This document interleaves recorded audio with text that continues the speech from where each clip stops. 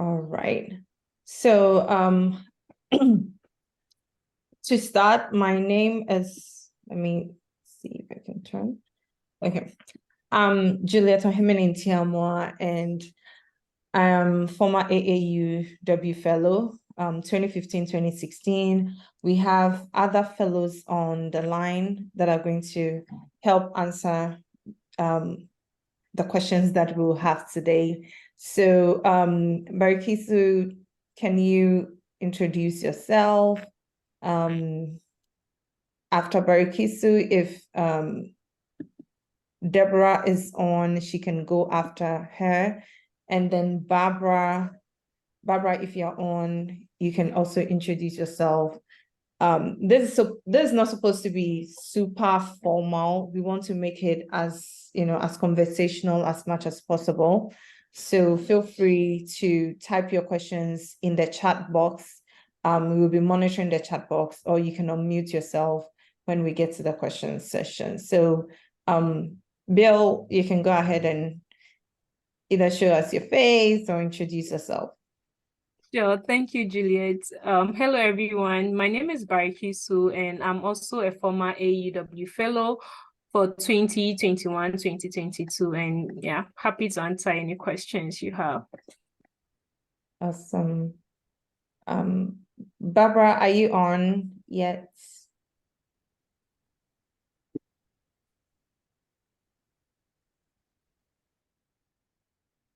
Okay. I think when Barbara or Deborah joins, they'll introduce themselves as well. So Debbie here. Okay. Debbie, can you go ahead and introduce yourself real briefly, especially the year that you got your fellowship? Yeah, sure. Thanks, Juliet. I'm Deborah Isijo. I was a recipient in 2017, 2018, I believe. Yeah, and I'm happy to be here to provide any support that I can get. Awesome. And Barbara, are you on? Okay. I guess Barbara will join us later. So I'm sure if you're on this call, you probably know or have an idea of the AAUW Fellowship, that is the American Association of University Women Fellowship. They have, I think, 6 different kinds of fellowships, but the main one that we're going to talk about today is the International Fellowship, which is for women from developing countries or countries other than the United States who are pursuing or about to pursue master's, doctoral or postdoc positions in postdoc studies in the United States. So I'll try not to take much of the time. I want to, as much as possible, give the attendees the opportunity to ask their questions, because we know there is the application season and a number of you have questions about budgeting, about the prompts in the essays that you have to write about. So like I said, it's an informal session. So whoever wants to go first, you can raise your hand or you can put your question in the chat box, and then we take it from there. Okay, so I will start. I'm Tracy and I'm currently speaking from Ghana. So Okay. I wanted to know, when you were applying, were you a member of the Graduate Women International?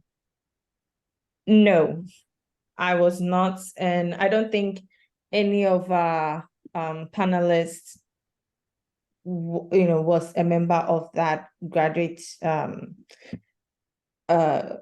graduates, what's the name? Women International. Graduate International, yeah.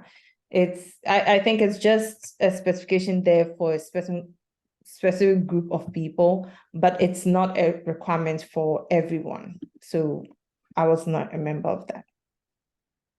And how did you fill the budget part? Because they ask you for a budget.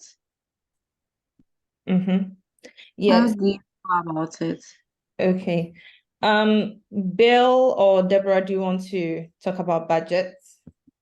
Yeah, sure. I actually have my sample budget because that's one of the questions I receive a lot. So if like I'm okay sharing my screen just to show Yeah, people please, what I please go ahead and share your screen. share.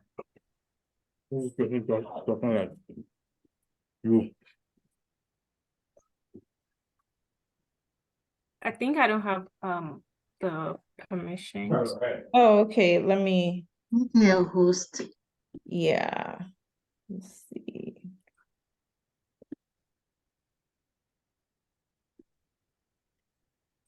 A second.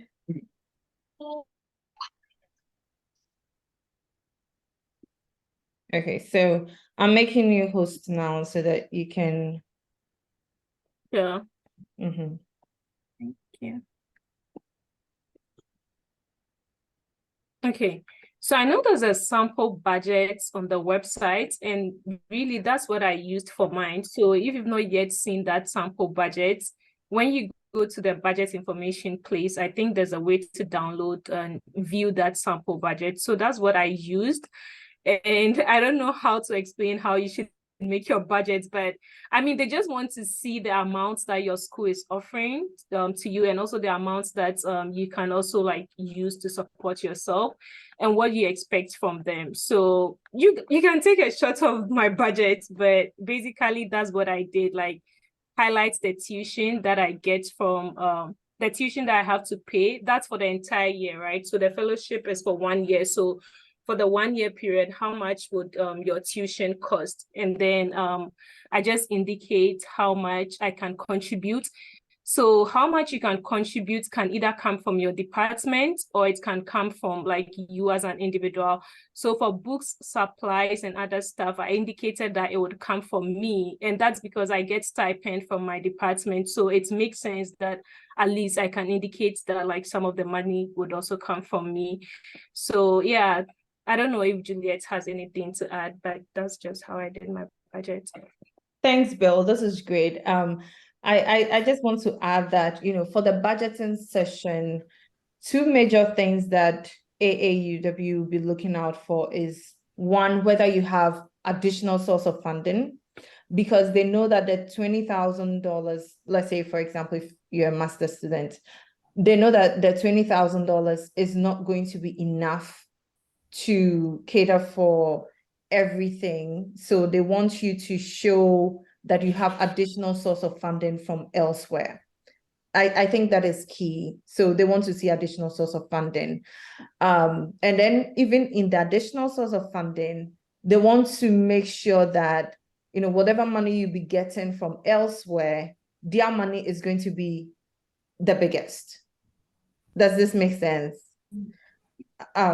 So in the contracts that they will give you in their requirements, they'll be giving you $20,000. They want it to definitely be of great help to your studies, but they know that you don't, that alone will not be enough to pay tuition and pay stipend or help you with your living expenses. So they want you to show some source of additional funding. And then two, they want to make sure that with the additional source of funding, you don't have a single source that is bigger than the $20,000 that they're giving you for that particular year. So I think once you have this at the back of your mind, how you structure your budgets, you're going to show that, okay, for tuition, it's going to come from either your department or let's say maybe personal funds or maybe another scholarship, for example.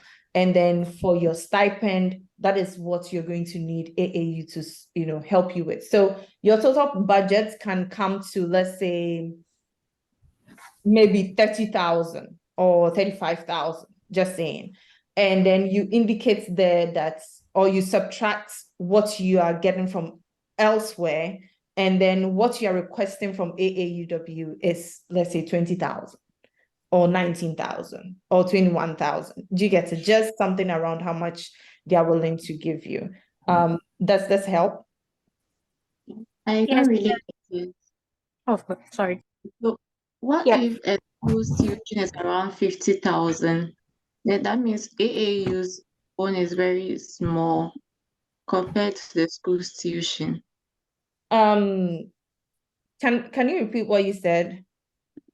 Yeah, you were saying that AAU's money should be the biggest, but assuming I'm Mhm. applying to a school that has a tuition of like around 50,000 US dollars, then Mhm. automatically AAU's money is way lesser. So how do you handle that? Yes, so unless they've changed their requirements, and that was also the reason why I wanted, we'll be having a much recent awardee join us, but I know that particular requirements, it's important for them. So if you're getting, let's be honest here, if you're getting $50,000 scholarship from another source, then chances are that you have enough funding for that particular year. And you may not be able to accept the 20,000 from AAUW. Not Yeah, Juliet. necessarily. Like for It's PhD okay. students, they get tuition waivers. So, and if Mhm. the tuition that is being waived is 50,000, it's not coming into your pocket, but like it's Mhm. baked, it has been waived. Mhm. Yes, that's what I'm trying to say. Okay, so yeah, that 50,000 tuition waiver,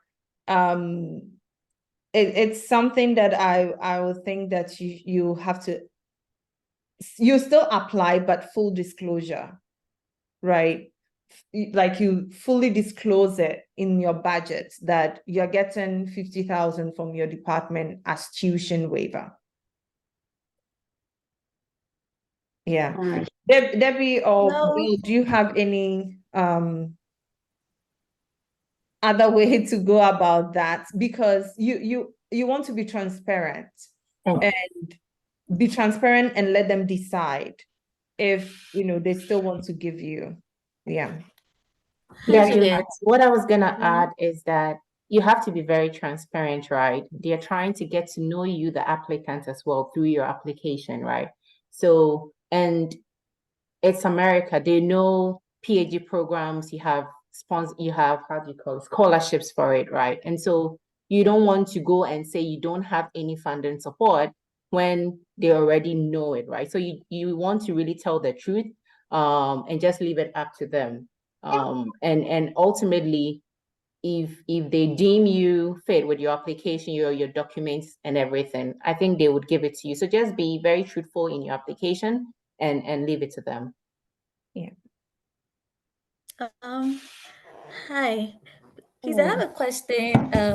My name is Grace, and I'm currently enrolled with AAUW University. So in my case, I have Grace, about 30,000 scholarship. Your line is But breaking, so we couldn't hear you. hello, Can you repeat yourself? is it better now? Hello, Yeah, can you hear me? yeah, we can hear you.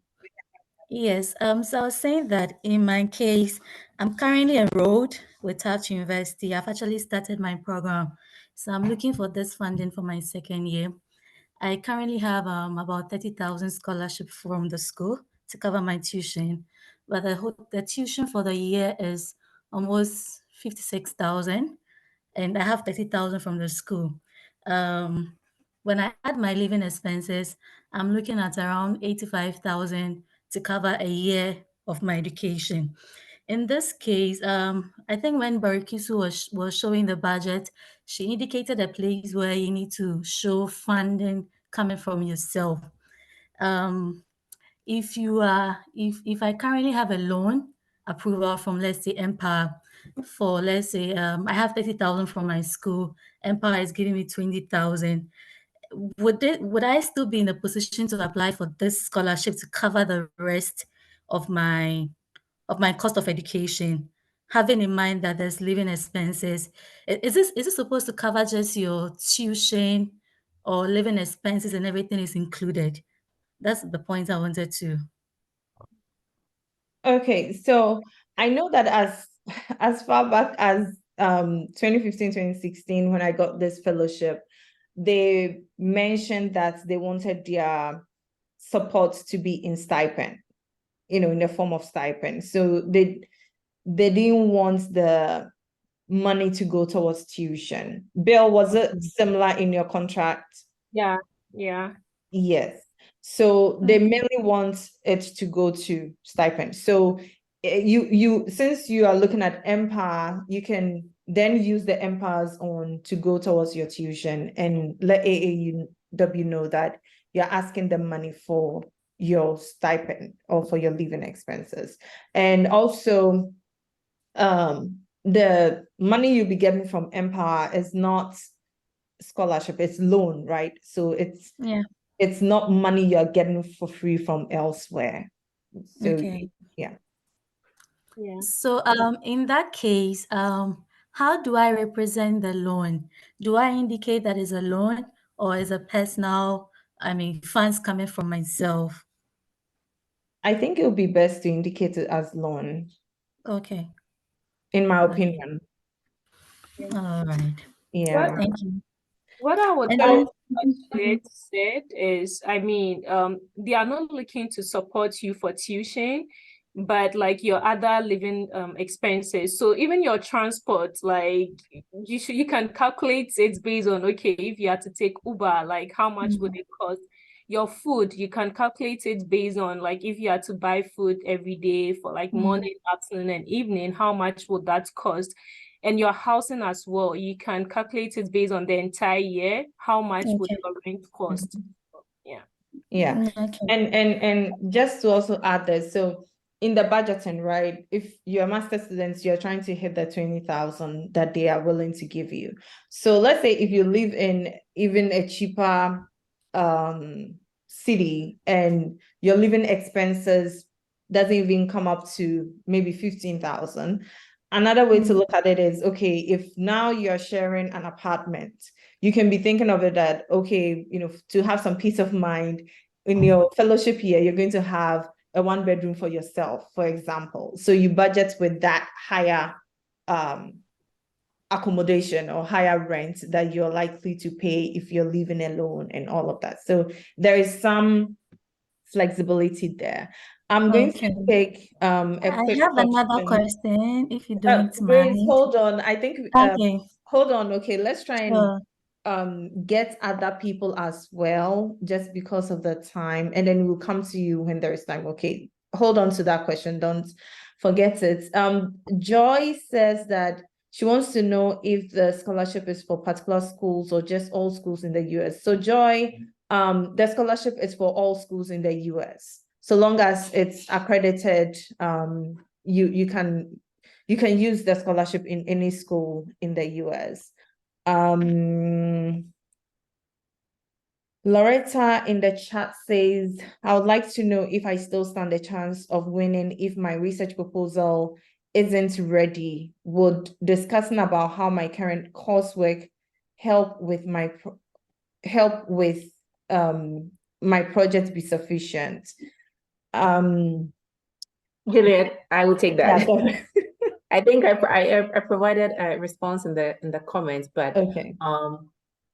well, in the past, I don't know if this has changed, but in the past there was a section in the documentation aspect where you can put information on your coursework and how that will impact your future research. So I think you can provide that information. There's a section that you can provide that information, and if they proceed to select you, then there you go, right? So there is a section that you can actually provide that information.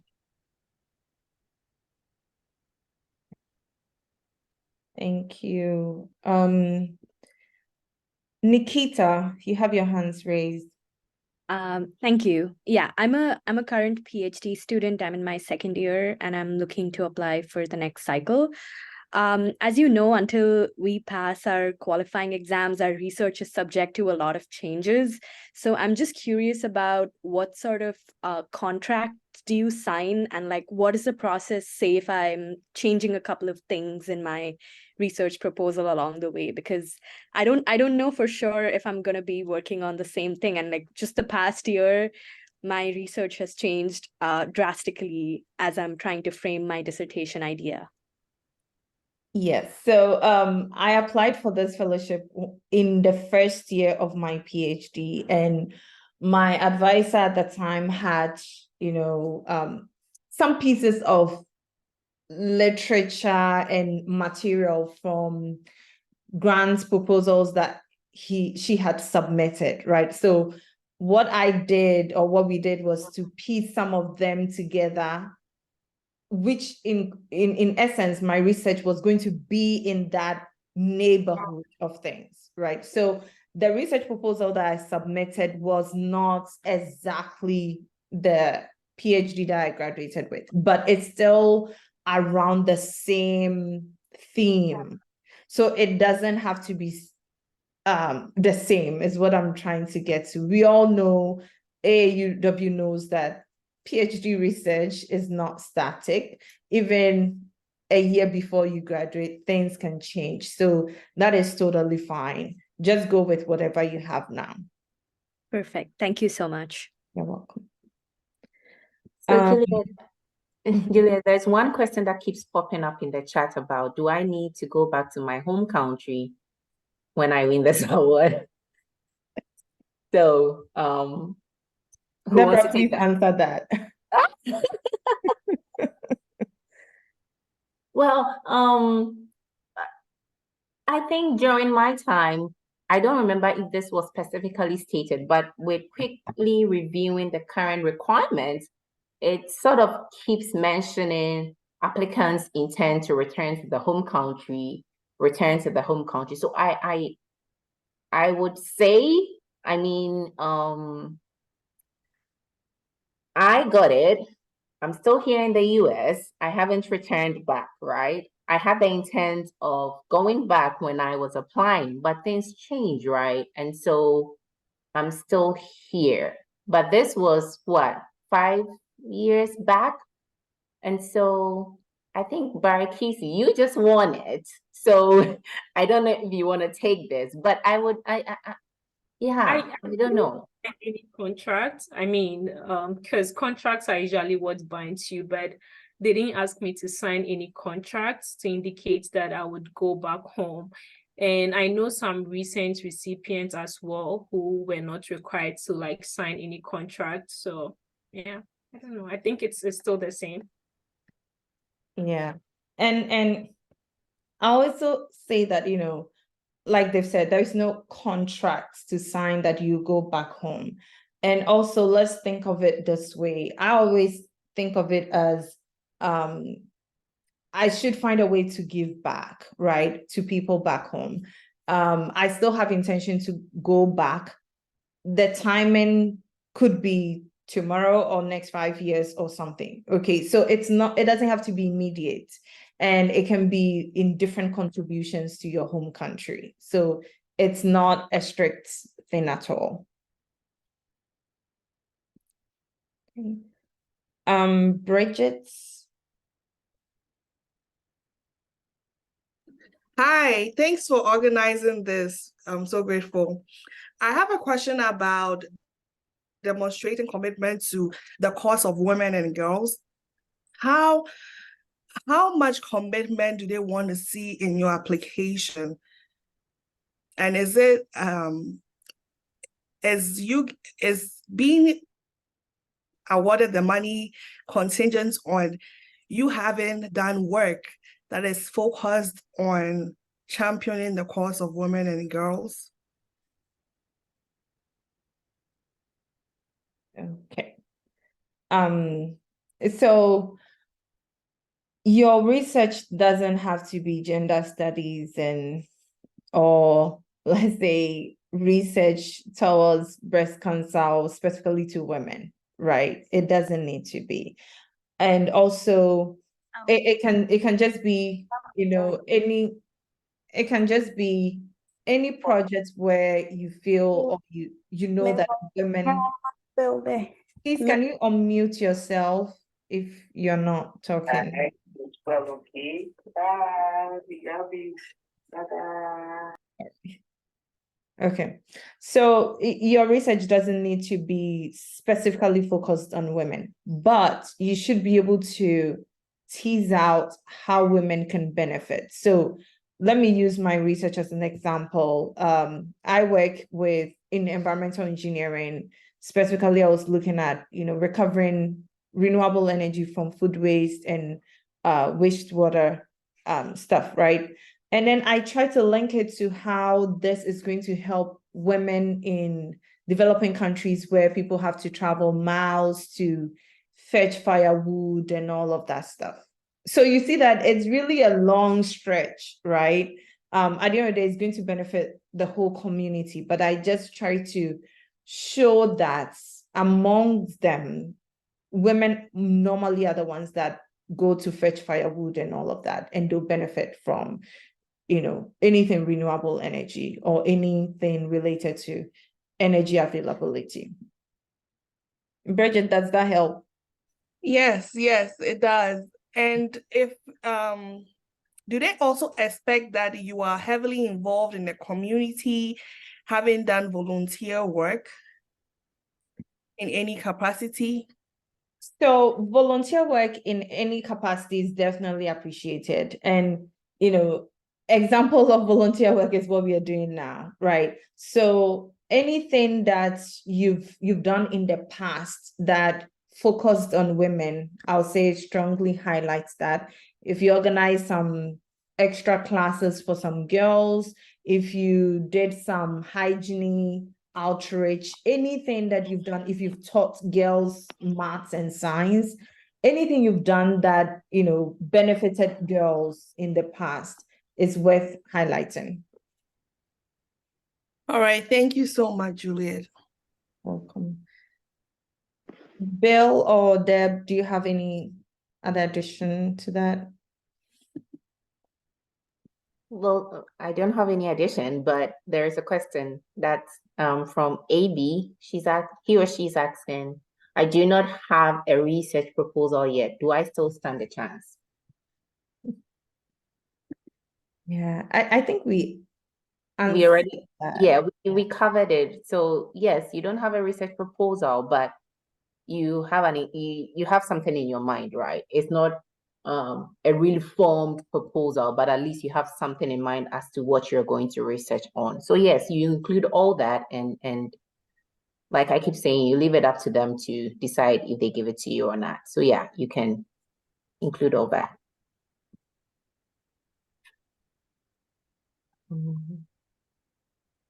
Right.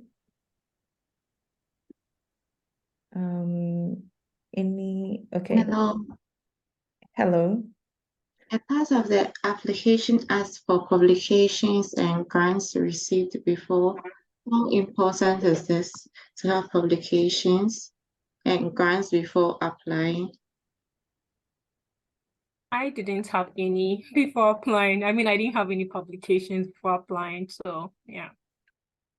Yeah, those are the, let's say, nice things to have, but not, requirements. And if you fall short in those areas, there are other areas to tell your story, strongly that does not necessarily affect you in any way.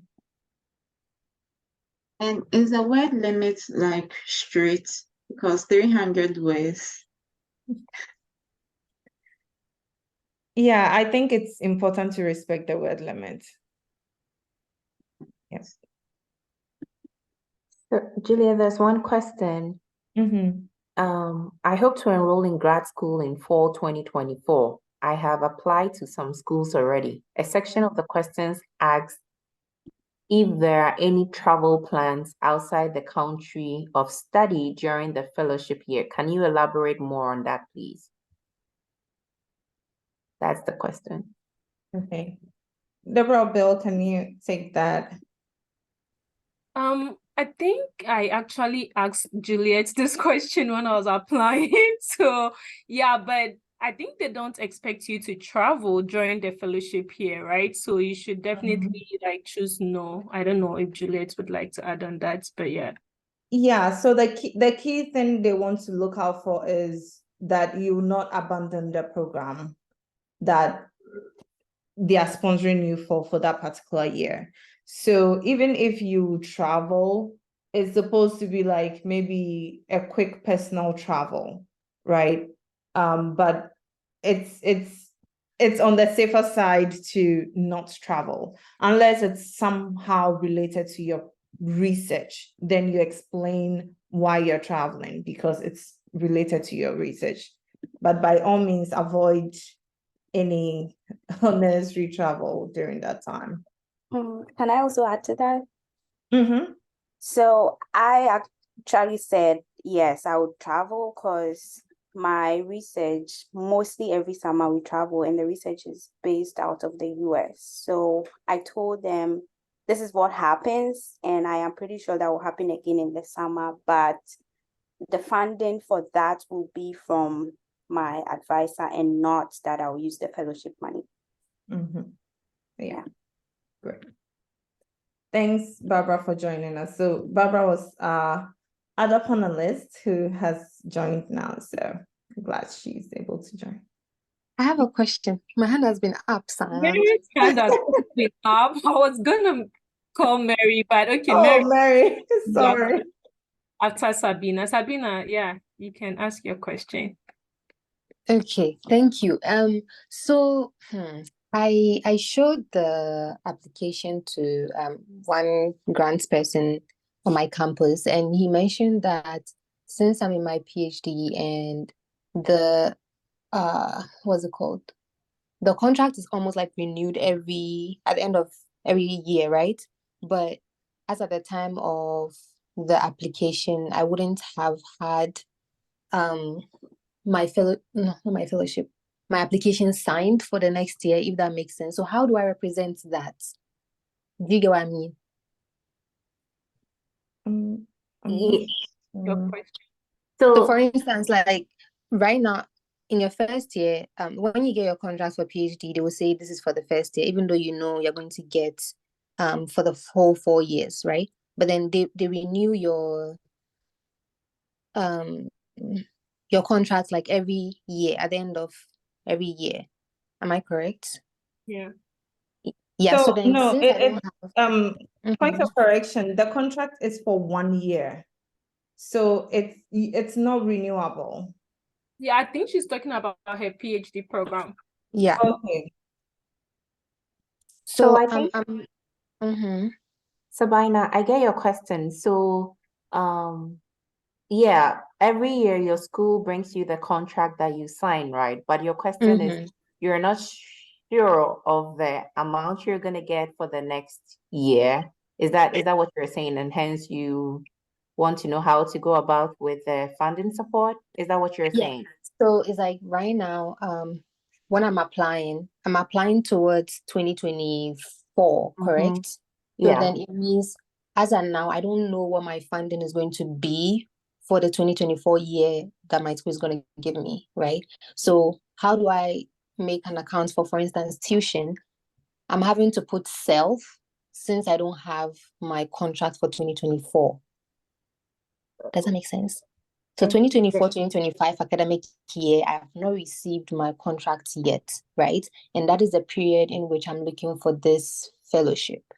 So then I cannot say that I already have it. So I put concurrent funding, like I put my school and I wrote applied. Does it make sense or not? So Well, I'll take a stab at, okay, go ahead, Barbara. okay. I was gonna say that that's how it works for my school. I don't know for the other school, my previous school, but yes, put in the concurrent, funding, because it's not going to change how much you're receiving. It's not like they're going to give you, is going to change the next year, right? So whatever you got this year may be the exact same amount you get next year, right? So using that same amount to budget your current, to fill the current budget form. I think it's a great approach. Just proceed with it. So far as you know that you are definitely going to get funding from school next year, you Mhm. haven't received information that you're being kicked out or something like that, I think that should be a great approach to go with. Okay, so then I can put the source of confirmed funding as self, because that's what I have right now. I didn't put my school. I just put self there. Well, that's not self, right?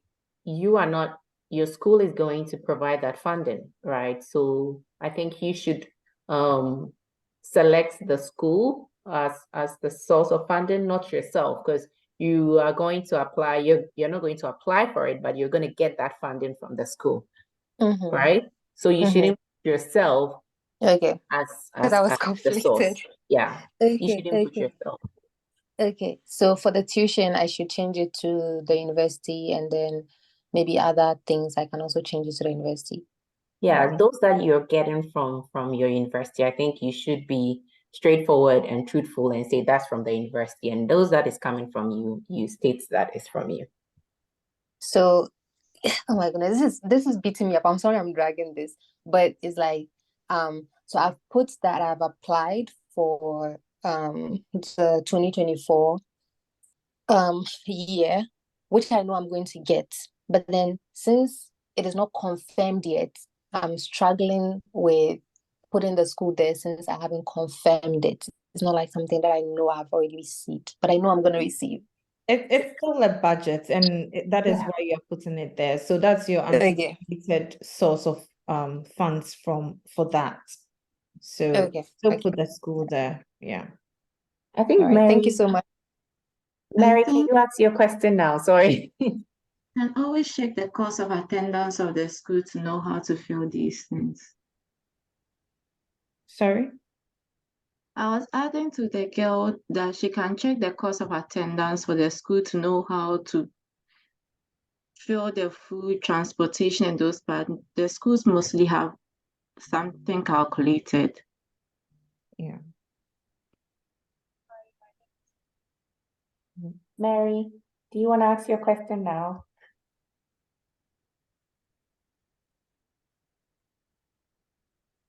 Or before then, I can add a little for Sabina. So once you know that you are going to get it for tuition, it's just ideal to provide your school. And then for your RA-ship, like other source of income, there's a section under budget for any other things you want to say about the funds. So you use that textbook to say you will be applying. So what I did was to say I'll be applying for this number of RA-ship or TA-ship, whichever one you think you may be given.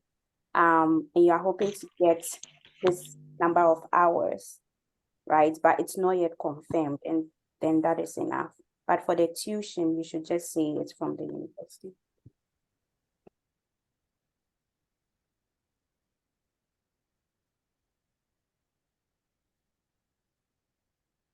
All right, Mary. Can I ask my question? Can I talk now? Is Mary, are you still around? Yes, please. I'm still around. Okay, yeah, please ask your question. Okay, so I'm new here, and this is my first time of hearing this fellowship. Sorry, we can't hear you. I said, this is my first time of hearing the fellowship. Yeah, I want to find out and ask questions. Can I join, and how can I join the organization? And also, is it only for PhD and masters or university graduates too?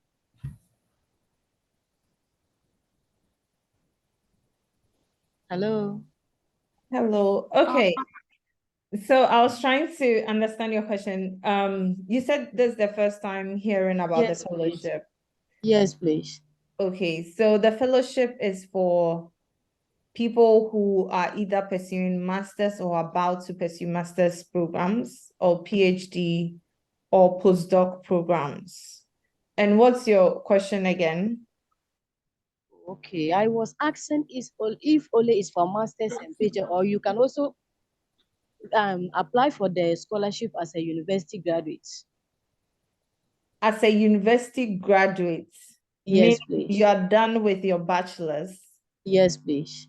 Okay, so if you you can apply for it as a university graduate who has gained admission to a master's or PhD program in the US. Okay. Okay.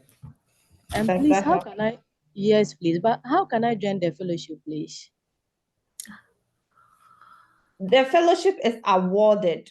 So you can't join. You apply, and then if you are selected, then you become a fellow.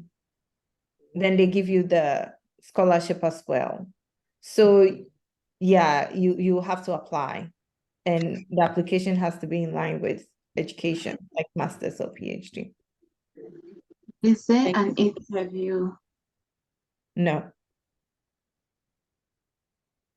Thank you. Okay. Sabina, I think you've asked your question, right? So can you lower your hand so that we can see those who... I think we have Grace. Okay. Grace, go Um, ahead. Yes, thank you for the opportunity once again. So I think there's a session where they're asking you to upload proof of your English proficiency, sorry. I wanted to find out if you have not written any of these English proficiency exams, how do you prove this? What kind of document would they accept as proof of English proficiency? And then my second question has to do with the timelines we are looking at. So I think I read on the website that they're going to get back to you with a decision in April next year. Do they award you the funds immediately, or it takes some time after a decision is making? What timelines are we looking at? Thank you. Okay, I'm going to take the last part of your question, and then for the first part, which you were talking about the English proficiency, I would want Barbara to answer that. During my time, they didn't ask that. So when you'll be notified in April that you've been selected for the award, and then there is a number of paperwork that you do in between then. And then because the academic year starts, I think 1st July, right, to 30th June the following year. So you get your first check, I think 1st of July. Bill, does that sound right to you? Deborah, was the same for you? Yeah, the first fund. Oh, are you asking when they receive the first fund? Yes, the first part of the money. Yeah, it's usually within, I guess, September. I think they changed it, but yeah, latest by the end of August or early September, you should have received it. Okay, I think I got mine in July. So Grace, to your question, it's not immediately, at least let's say 2-3 months. Okay. And then you're talking about getting the first badge. Does it mean that they give you the money per semester? Yeah. Yeah. Okay. Right. They give you in Thank two you. badges. The first Right. one comes, so ours came August ending through September, depending on when you submit certain documents. So if you delay yours, your payments will delay. And then the second badge will come January. Oh, okay. Yes. And Right. for the question on proficiency, so I remember they had a documentation. I'm trying to get to the website, but what I used for proof of English proficiency was my undergraduate transcript, because once you schooled in a country that, once you can prove that you had education and it was solely in English, any document that can prove that was good. They give examples, so I used my undergraduate transcript as my proof of English proficiency. So I didn't have to submit any scores or anything. And then proof of highest degree, I used my master's degree because I was applying for this while I was doing a PhD. I use the same thing as well. Okay. Thank you. Thank you so much. So since we have I extended the time a little bit, but I think we'll be wrapping up in about 13 minutes, so that there's just about an hour. So if you've asked a question before, I think it'll be best to give other people the opportunity to ask their questions. So Samira, can you ask your question? Hi, thank you very much. My question is with the budget. I joined late, so I don't know if this has already been discussed. So I heard you mention that the budget, the funding is usually for like stipend, food, housing, and transportation and those stuff. So does it mean that in the tuition part, like there shouldn't be anything there? It means that the tuition, you typically have to indicate where you're going to get funds for tuition. So either your department or personal funds or loan or something. But they want to see that you have other sources of income or funding to supplement what they are giving you. Does that help? So I can have an amount for tuition and then indicate that the department is covering it. Yes, yes. So at the end of the day, the last line where they ask you, so how much are you asking from AAUW, is going to be the total amount of money you put there for tuition, for living expenses, all of that, minus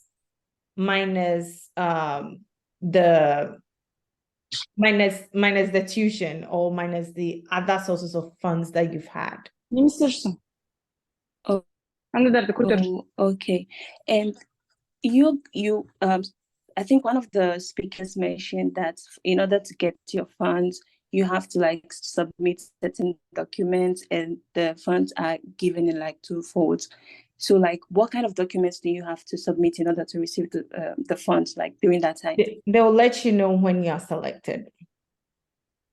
Yeah. Okay. Those are So in my case, I will be for people who are selected. So when you're selected, then they'll let you know what they need. Okay. So in my case, I will be completing my program like in December of next year. So should I still like go ahead with the application? No. Wait, you'll be completing December of next year. So that means you're not going to be eligible, because they're going to notify you in April. And by April, you should have at least a full year remaining in school. Oh, okay. Yeah. So let's say if you're doing a master's and you want to apply, you want to use it for a PhD program, you can apply for it, because that's a program that you're going to start. But for what you are on now, you will not be eligible, because you would have finished school before the end of the fellowship. So you will not be okay. Yeah. All right, sure. Thank you. Thank you. Becky, you can ask your question. Hello, thank you so much for the opportunity. Please, I don't know if this has already been addressed, but you were saying you would have to gain access into the university first before you apply. So what of those who are yet to apply? Because I'm yet to apply for full 2024. So do I have to gain access into the university before I apply? And my second question is, how do I convince them that I would want to stay and gain some experience first before I go back to my home country? How do I convince them? Yeah, thank you. Okay. Deborah, do you want to take this question?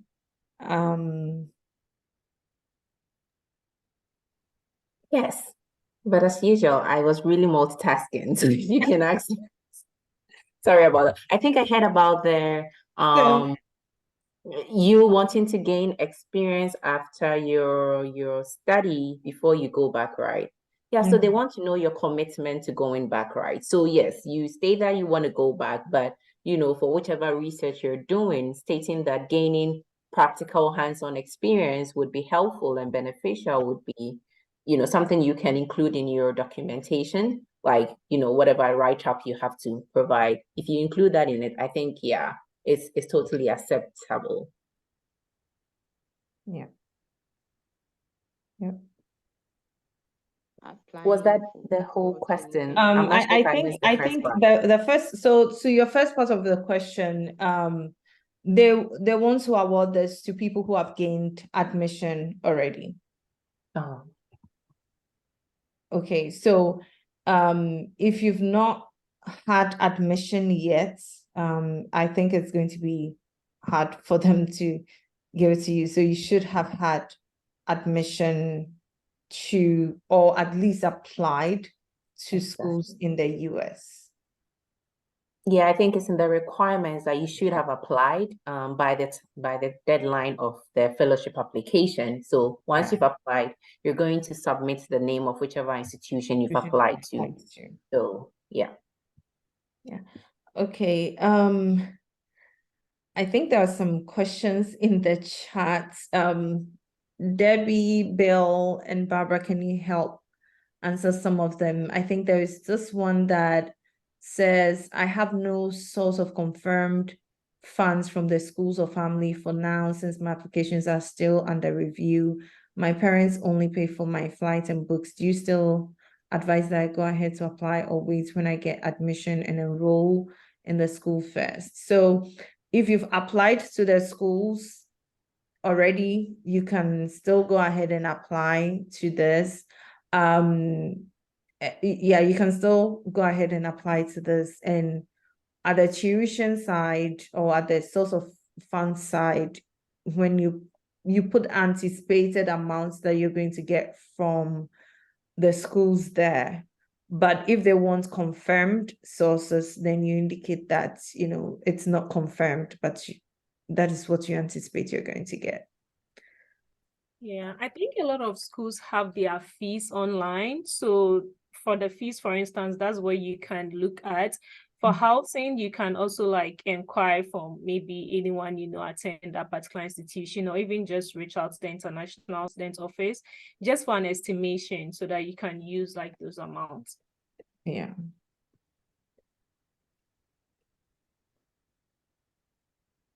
All right.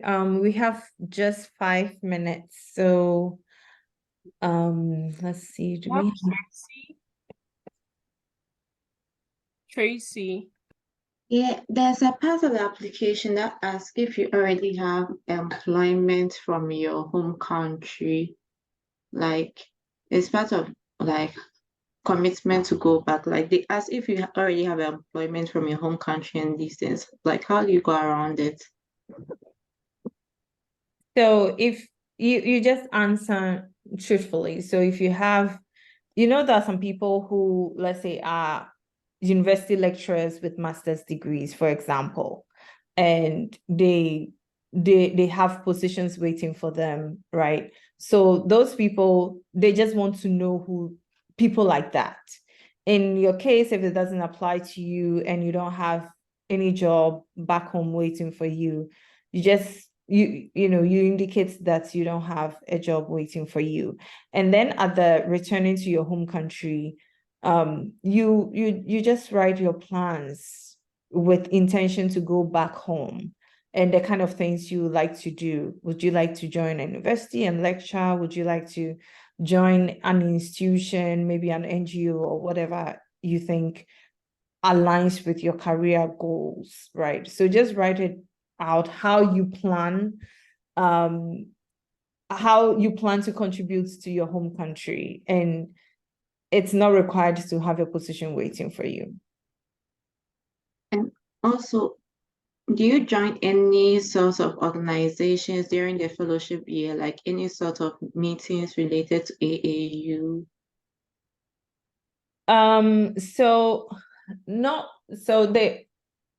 They'll request, or not force you, but they'll suggest that you join AAUW as an institution, right?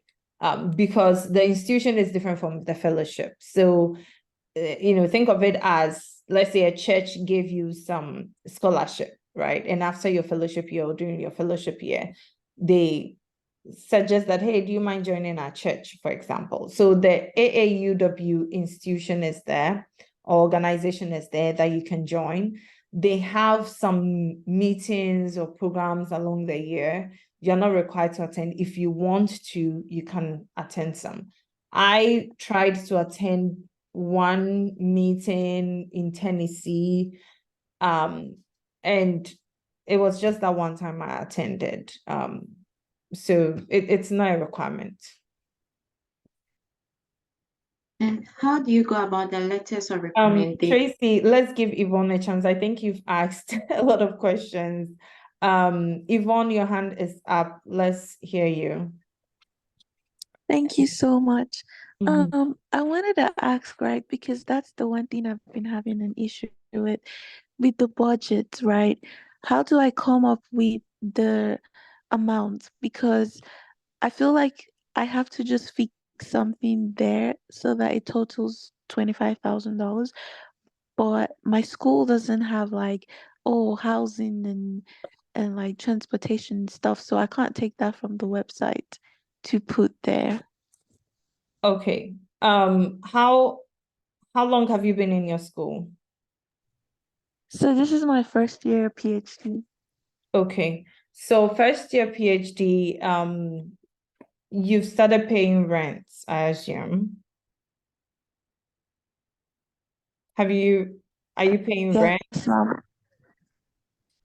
Yes, mom. Yes. So multiply the rent you're paying by 12, right? That's going to be the amount of money you're going to spend on housing, for example. And then there are other living expenses like transportation, meals, and all of that that you just have to estimate how much you use in a month. Bill showed a sample in the call at the beginning of the in the course of the meeting that I think can be useful. At this time, we are just on on the clock that we have to be rounding up. This recording will be made available to the attendees, but I'm trying to find out how we're going to do that because we didn't request for emails. We didn't request for emails, but let's say if you didn't join early, especially when we talked about budgeting extensively, you can leave your email in the chat, and then when the recording is ready, I'm going to try and send a link to you so that you can look at it. Okay. Yvonne, does that help? Okay. All right. Yes, thank you. Thank you all very much. Bill or Deborah, and Barbara, do you have any final words? From me, I want to say that we really wish you guys well. Be confident in your applications. Don't leave anything out. Try and tell your story as transparent as possible. No story is small. For you to desire to apply to this, it means that you have a really good story to tell. So be confident in your writing, in the budgeting, just be transparent. And we wish you the very best. We hope that you also become fellows soon and you send us some emails or through LinkedIn, let us know if you got selected. That'll be awesome to know. Bill, do you have anything to say? Deborah, Barbara? I mean, yeah, all the best to everyone here. And trust me, they don't just give one person. I think sometimes people are scared. I realized in my school, the year that I got it, I think we were like 4, and I didn't even expect that they would give like 4 people in just one school. So they award several people. You just have to make sure that all your essays are very well written. So try and also get someone to review your essay, and please don't send it to me. I don't think I'll get time to look at it, honestly, but just get someone who is like good with English that can just like review your essay for you and like put everything that you've done in the application. Yeah, all the best. Yeah, just a teeny word from me. All the best. You got this, you're worth this application, this fellowship. So just go for it and just hope for the best. Yeah. Thank you. Barbara. Yeah, so I mean, I just put another link in the chat for another opportunity that we all qualify for. I mean, once you are applying for AAUW, you qualify for PU as well. So give it a shot. If you can get one at a time ideally, because none of them want you. So you can get AU wouldn't have an issue with you getting PUW because they are the highest funders. But if you report to PU that I got AUW, PU will withdraw theirs because they offer half of what AUW is offering. So, but it's an opportunity that you can apply for as well. So if you get one year, you can get the next year. Yeah. So, all the best. Yeah, and the Schlumberger Faculty for the Future is also there for PhDs as well, and that is where you get big money, 50,000. So that's also something you can look into as Please, well. can you put it in the chat box? Yeah, that's for people in STEM. I'm gonna Yes. put the link there. Yes. That's for STEM people and doing PhDs as well. I'll leave a link in the chat right away. And Bill, can you switch the host to me just so that I make sure I have the recording and I can. Okay, so I'm putting the link for the Schlumberger Faculty for the Future. I've put it in the chat box. Check it out. It's also a great one. Highly selective, but if you get it, it's going to make your grad school life very easy. All right. So thank you everyone for joining, and hopefully we do this some other time, and all the best. Bye, everyone. Bye.